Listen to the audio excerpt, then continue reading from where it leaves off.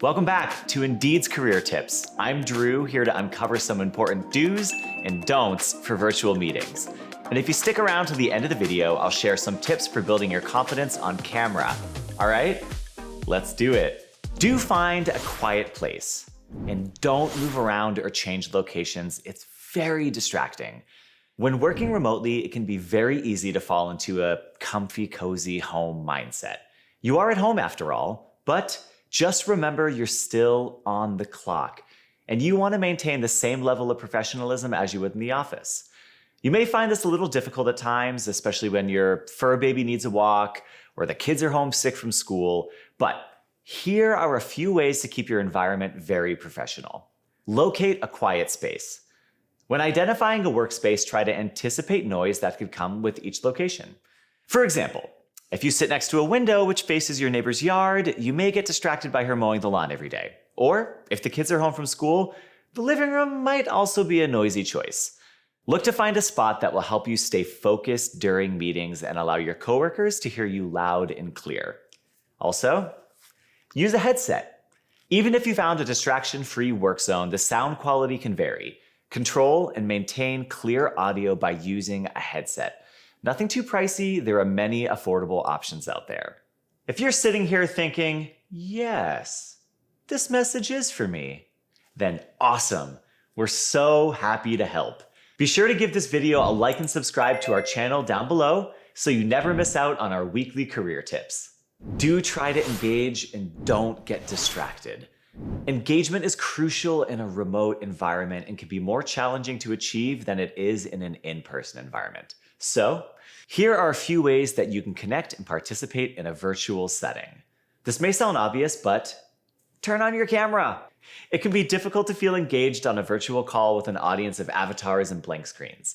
Ease the tension and initiate some nonverbal communication by turning on your camera. While you're showing your face and physically engaging, take it one step further and strike up a conversation. Check in on your coworkers.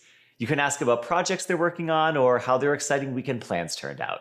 This initial greeting doesn't have to be a dry, formal, blah, or strictly work-related chat. Once the host or most attendees are present, wrap up your conversation to allow the meeting to begin. Next, maintain eye contact. Position your camera to sit at eye level or slightly above and angled down towards your face. With this positioning, your face will be the focal point. You may need to lift your screen or laptop to get this angle just right. You'll also find this offers a more flattering perspective than the view from the laptop looking straight up your nose. You may even want to engage by using expressive body language, like waving to say hello or dancing to show your enthusiasm for good news.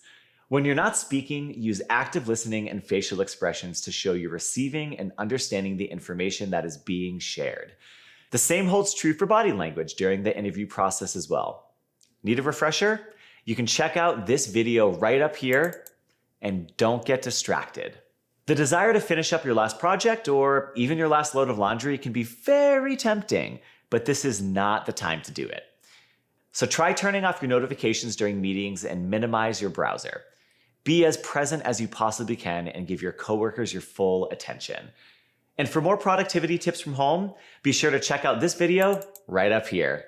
In a virtual meeting, we also want to make sure that we do maintain a professional appearance and we don't forget about lighting. While it's very likely that you'll dress more comfortably while you're sitting at the comfort of your own home, it's also important to remain visually professional too. Let's be sure to find a good balance between your three-piece suit and your favorite baggy tank top. A good rule of thumb is to refer back to your company's dress code. Remember, you are a representation of your company, your department, and your team. Your attire can greatly impact the way that your colleagues, leaders, and even your clients perceive you. So, dress for success, even while at home. Next up, keep your background neutral. Turn on your camera to see what it's capturing.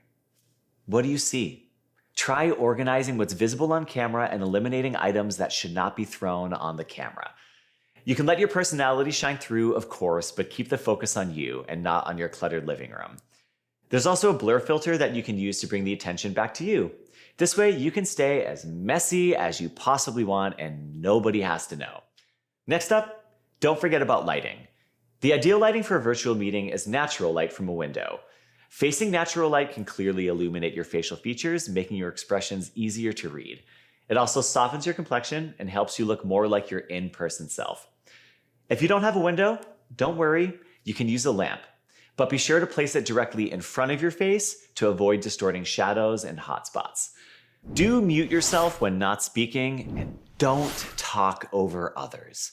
While attending a virtual meeting, speakers can be very distracted by the noises that are coming in from the backgrounds of other attendees. So, as a best practice, always mute yourself when you're not speaking. Use the features of your virtual meeting software to engage without interrupting. For example, you can use the chat to ask all the questions you want. Many chat features allow you to ask questions in the group or to an individual.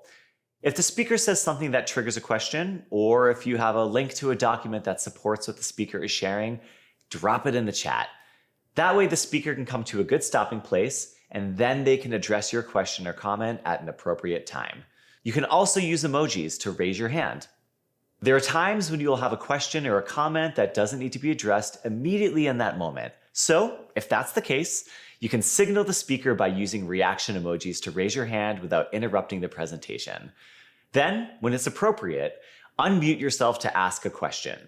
Verbal questions can be more interactive rather than the chat box. Just be sure to keep your peers in mind and keep your questions or comments brief to give others the room to speak.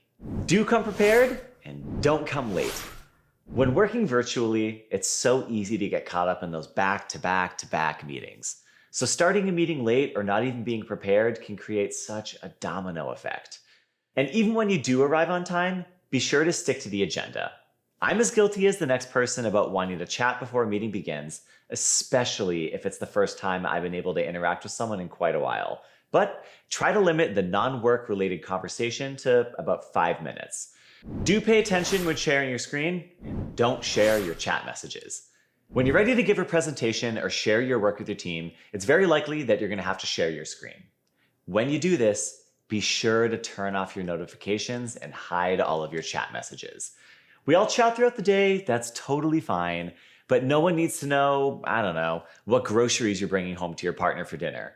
Pause your message notifications at the beginning of a meeting, or consider turning on the Do Not Disturb feature on the computer so that you can limit the information that isn't relevant to the meeting from being seen on your computer screen. Do limit the attendee list and don't schedule a meeting when you can just simply use Slack messages or email.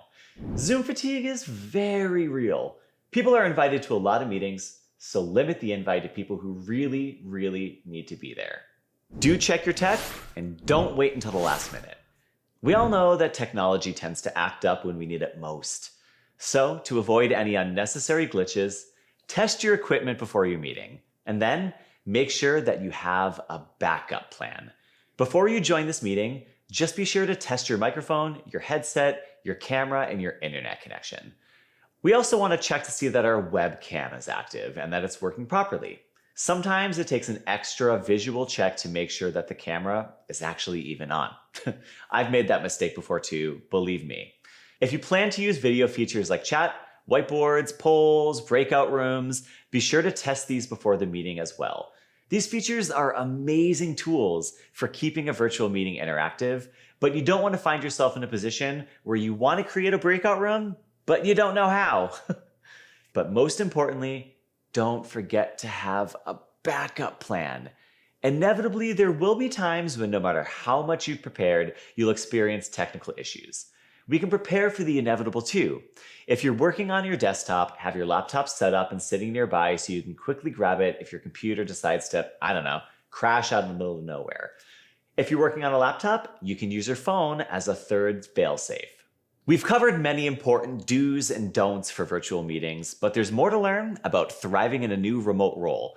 Be sure to check it out right here.